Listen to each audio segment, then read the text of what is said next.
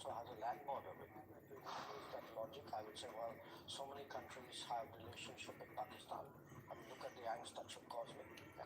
You know, the moment you go down the path of force and violence, it's so much easier started than ended.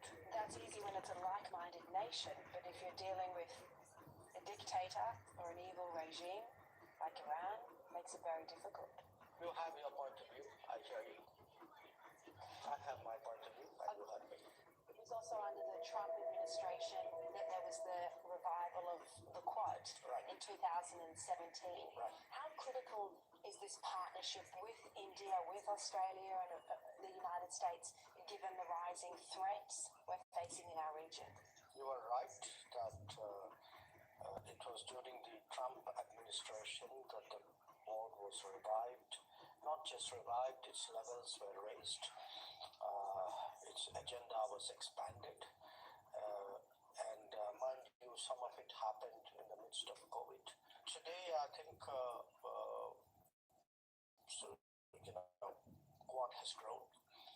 But I've every confidence that, under the Trump administration, the Quad is about.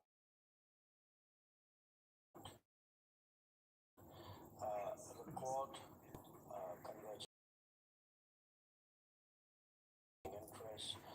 So this kind of question, the kind of scenario you're painting is probably appropriate for the kind of treaty ally that Australia is. So I don't know, and maybe in the case of Japan, but I don't think it really, the question and the kind of scenario fits in with what we really discuss and envisage on the Quad. It was more of a question separate from the Quad, given China has been warning that it does have plans to reunify with Taiwan.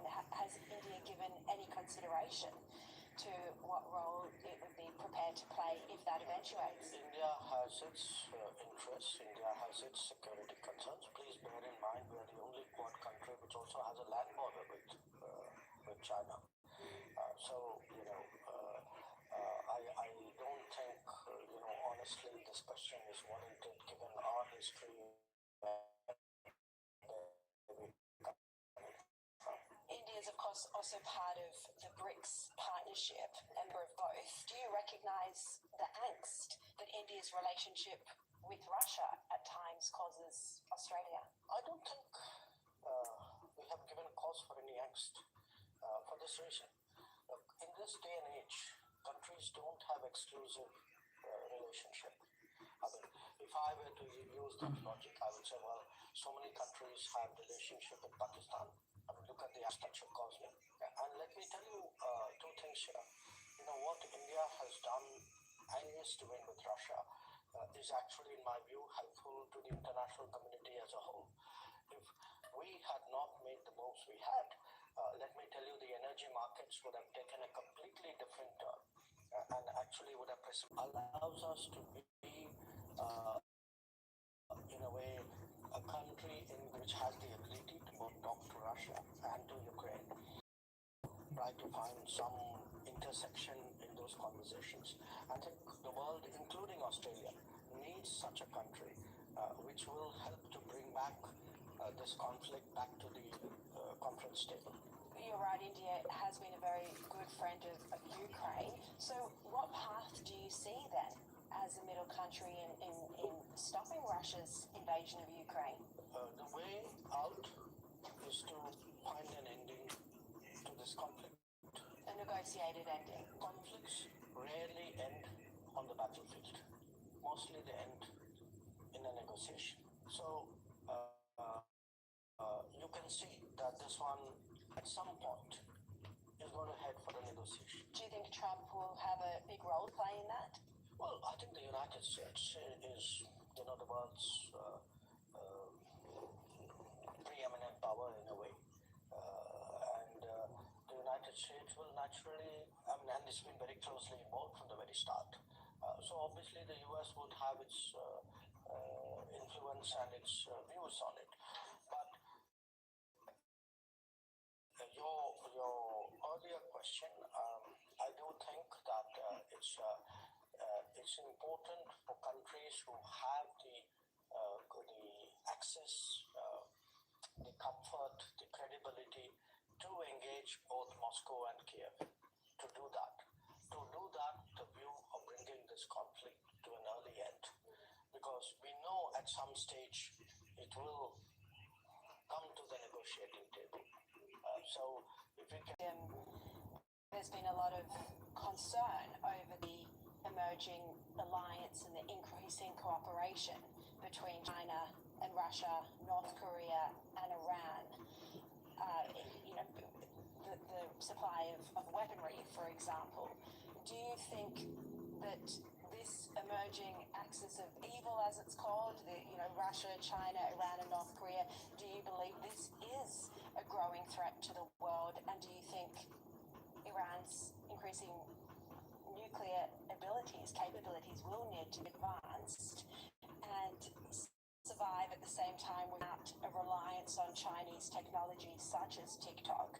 Is this a lesson that India can show for the world? Well, look, it's a decision that every country has to make, keeping in mind their sensitivities. And there was a particular context and a particular sensitivity for this decision, because we do, first of all, a medium like this, a lot of things are put out there, many of which accidentally, inadvertently have a certain security sensitivity to it. The second, which is a larger question, is a data-related question. Okay, and we go to great legislation, regulations, which protect. Now, I put it to you that should you not be concerned if your data leaves your national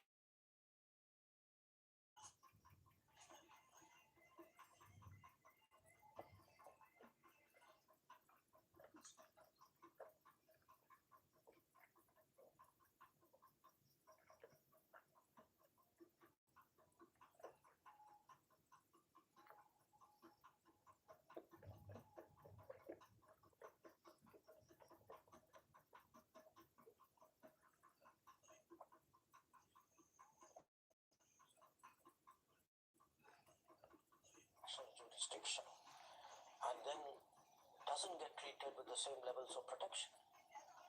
After all, your data is your data, whether it's in the country or out of the country. This is what's happening with TikTok. The Chinese regime is collecting data. Look, I make you a general proposition. If I am sensitive about my personal data, my sensitivity cannot and should not be limited to some games and apps and some jurisdictions. Data privacy is data privacy wherever it goes. So I think we are very entitled to take whatever steps we feel is necessary for the data privacy and data protection of individual citizens. Do you think Australia should follow suit and ban Look, TikTok? I don't give advice, certainly not public advice to other countries. I think it's for every government to take a call about the welfare of its citizens on whichever issue. I mean, it doesn't have to be this issue. How concerned are you about China's economic coercion, intellectual property theft, cyber attacks, intimidation and aggression in the region? Let me offer two comments here. One, we all ultimately inhabit a region. It's important we get along. I think everybody, and I'm not picking on any particular country here, I think everybody should observe the laws, the rules, the norms, because that's how countries get along with each other. So if there is, let us say, a law of the seas, if we all joined up to a regime of how to regulate the seas, then we must accept that regime. Now, sometimes it can go against your interests. It can happen. But you have to accept that too. I mean, we've had, for example, important maritime disputes with some of our neighbors, with Bangladesh, for example. And not everything went our way, but yet we accepted it. So it could be, the rules and norms. It could be also a sense today in a globalized world that if I'm dependent on you, if you have a big market share in my country, it's important that economics and trade remain what they are. If they are leveraged, if somewhere they become pressure points, you can understand there'll be a natural anxiety. So I think today, there's a simple proposition, as much for nations as for individuals. The world will treat you depending on how you behave. You behave well, everybody wants to do more with you. If you are seen anywhere as a risky proposition, if people get anxious, people start to hedge. Countries start to hedge. Australia, was under our former Prime Minister Scott Morrison. He simply called for an inquiry into the origins of COVID-19, a perfectly reasonable thing to suggest, given there was a global pandemic that was killing millions of people. And yet, in response, in retaliation, China put these extreme trade tariffs on Australia. I mean, that's not being a responsible citizen in our global community, is it? Well, again, I reiterate my point. In a globalized world, what do we all want? Okay, we would like to give our citizens the best quality of life at the most reasonable prices, which is why we do a lot of international trade, we allow investments, we use other people's technology, other people's products, services. But the moment you start worrying that can this become a point of pressure, can this be taken out of that economic domain and taken into some other domain, I think then you start to question the whole logic of this kind of supply chain and globalization. And what we have seen in the last few years is actually that worry. I mean, we came back, let me go back to the starting point of this interview when you spoke about the American election.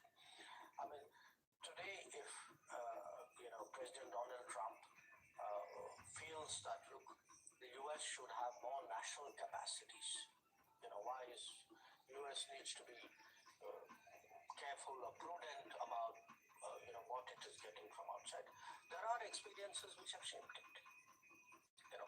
These experiences can be employment experiences where people feel unfair competition has eaten up their jobs, or it could be national security complications. You don't want exposure in areas like, say, telecom, which is a worry, or it could be a worry that some other country would use a big market share or a high level of dependence to do something.